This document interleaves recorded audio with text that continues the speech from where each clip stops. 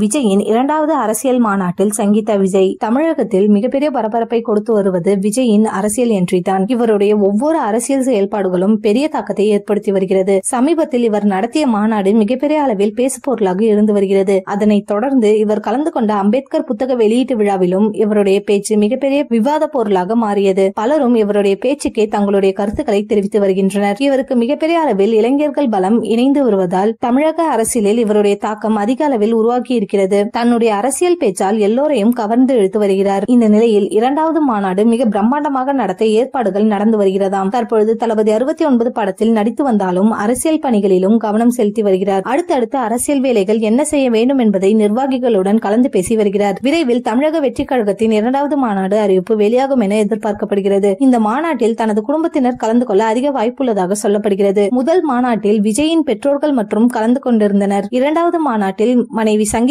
கலந்து கொள்ள அதிக வாய்ப்பு இருப்பதாக சொல்லப்படுகிறது. பொதுவாக அவர் அரசியல் சார்ந்த நிகழ்ச்சியில் கலந்து கொள்ள மாட்டார். பல விமர்சனங்கள் தொடர்ந்து வருவதால் இதனை முடிவுக்கு கொண்டு வர திட்டமிட்டிருக்கின்றனர். தமிழக வெற்றி கழகத்தின் முதல் மாநாடு தாக்கமே இன்னும் குறையாத நிலையில் அடுத்த மாநாடு அறிவிப்பு வெளியானால் மிரட்டலாக இருக்கும் என கூறி வருகின்றனர்.